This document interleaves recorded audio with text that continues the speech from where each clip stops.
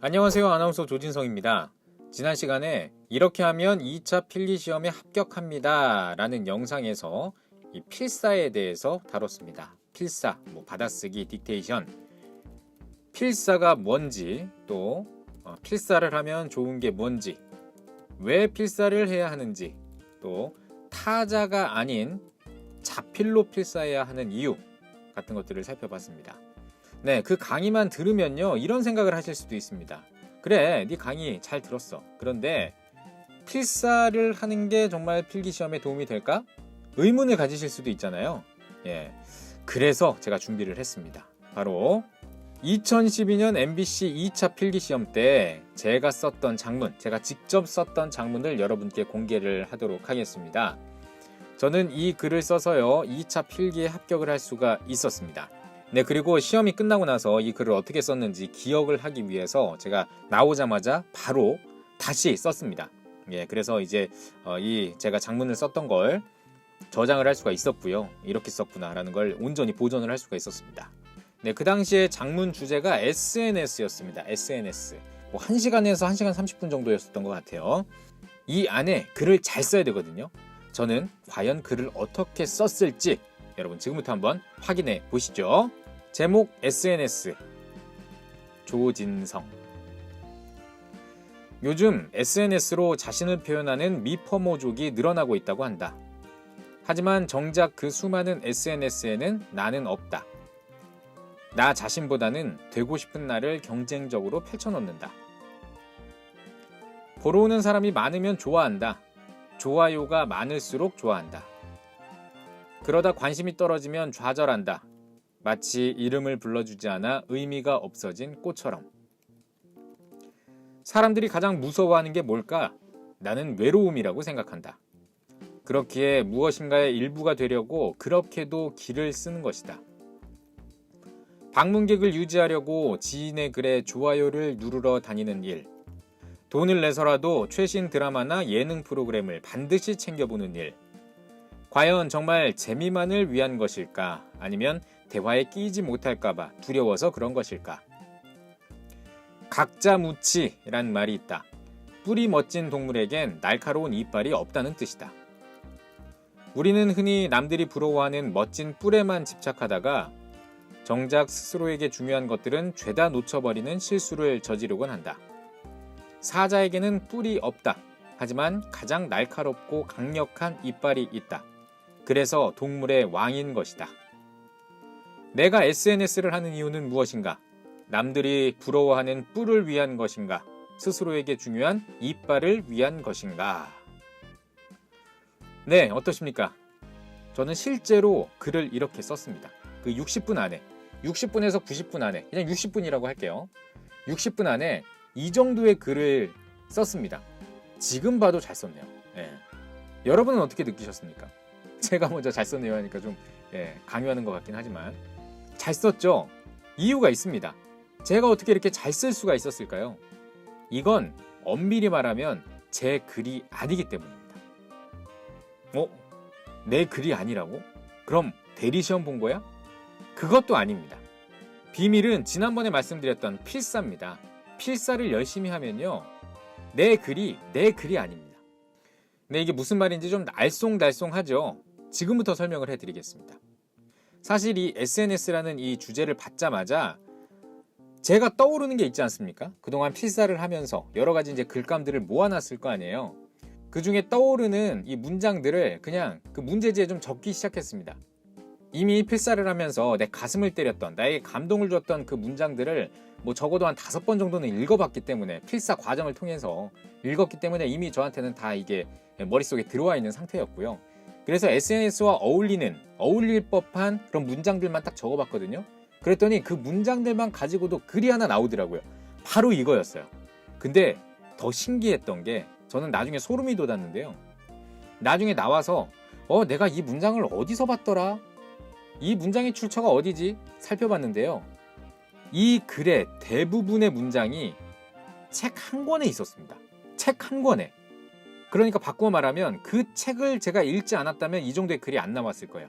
그 한 권의 책을 읽으면서 제 가슴을 때리는 문장이 많았고, 그래서 그 문장들을 형광펜을 칠하고 필사를 하고 필사를 한 것 중에서도 또 다시 한번 가슴을 치는 그 주옥 같은 멘트들만 다시 한번 형광펜을 칠하고 걸러서 걸은 그 황금 같은 멘트들만 시험 시작하기 전에 계속 봤거든요.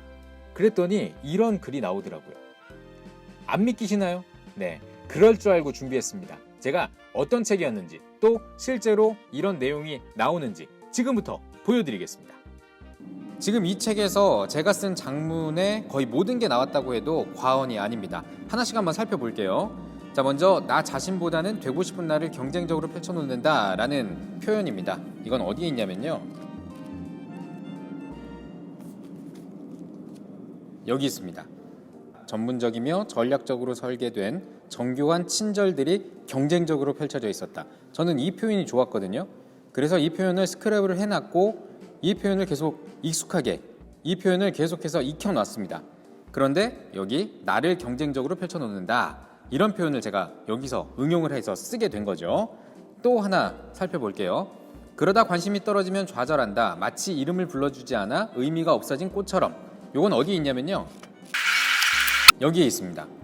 꽃이라는 시, 누군가 불러주기 전에는 의미를 가질 수 없는, 그래서 항상 누군가가 봐주고 사랑해주기만을 바라며 관심을 끌지 못하면 절망에 빠져 시들어버리는 꽃말이야. 어쩌면 우리도 스스로를 그렇게 믿어온 게 아닐까? 누군가 내 이름을 불러주기 전에는 다만 하나의 몸짓에 불과할 뿐이라고 말이지. 네, 바로 이 표현이요, 여기에서 이제 제가 따온 거예요. 또 볼게요. 돈을 내서라도 최신 드라마나 예능 프로그램을 반드시 챙겨보는 일, 과연 재미만을 위한 것일까? 아니면 대화에 끼지 못할까봐 두려워서 그런 것일까? 이건 여기에 있습니다. 자, 사람들이 TV 인기 프로에 집착하는 이유를 생각해 보셨는지요? 방송 시간을 놓치면 유료 결제를 해서라도 출근 시간에 휴대폰으로 보는 사람이 꽤 많습니다. 왜 그럴까요? 단지 그 프로그램이 재미있어서일까요? 소외될까봐 두려워서라고 합니다. 남들이 그 프로그램을 주제로 이야기할 때 혼자만 참여하지 못할 경우 소외감을 느끼기 때문이라는 것이죠. 그래서 뒤쪽을 보겠습니다. 끼지 못할까봐, 루저가 될까봐 두렵기 때문입니다. 비슷하죠? 또 있습니다. 각자무치란 말이 있다. 뿌리 멋진 동물에겐 날카로운 이빨이 없다는 뜻이다. 쭉 밑에 있죠? 이거는 여기에 있습니다. 각자무치라는 말이 있다. 뿌리 멋진 동물에겐 날카로운 이빨이 없다는 뜻이다. 정말 그랬다. 그에게는 1등이라는 멋진 뿔이 있었지만 행복이라는 날카로운 이빨은 없었다. 네, 제가 쓴 이 장문의 거의 대부분이 이 책에서 나왔어요. 이 장문은 엄밀히 말하면 제가 쓴 게 아니라 이 책에 있는 작가의 글을 제가 갖다 쓴 겁니다. 그래서 붙은 거예요. 어때요? 잘 보셨죠? 네, 저는 실제로 시험을 보면서 시험을 포기한 지원자 빼고요, 제일 먼저 글쓰기를 마쳤습니다.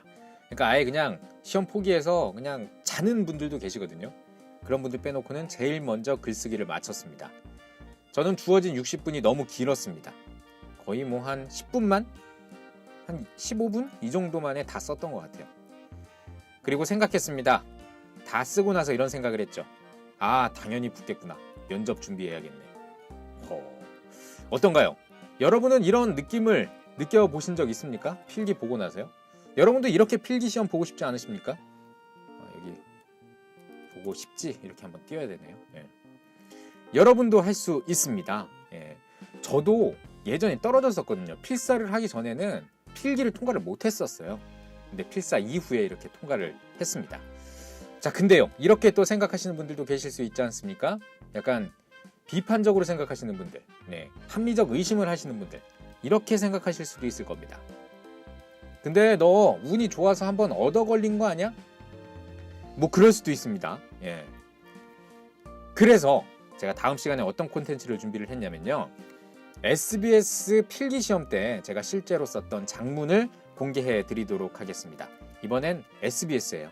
SBS 시험은 더 힘든 조건이었습니다. 어떤 조건이었냐면요, 80분 동안, 시간은 좀 더 깁니다. 80분 동안 역사라는 글을 하나 써야 되고요, 마중물이라는 글을 써야 됐어요. 그러니까 글 2개를 써야 돼요.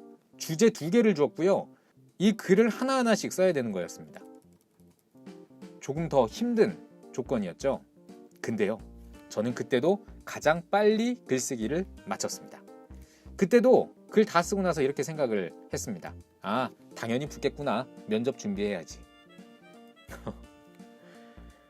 오만하게 들리십니까? 그 당시에 그랬습니다. 예. 과연 제가 어떻게 썼을까요? 여러분 많이 궁금하시죠? 다음 시간을 기대해 주시기 바랍니다. 자, 재밌게 보셨다면 댓글 또 많이 달아주시고요. 좋아요와 구독 그리고 알림 설정까지 부탁드립니다. 자, 여러분 저는 다음 시간에 말씀드렸던 SBS 필기시험 제가 썼던 장문과 함께 돌아오겠습니다. 여러분 고맙고요. 사랑합니다.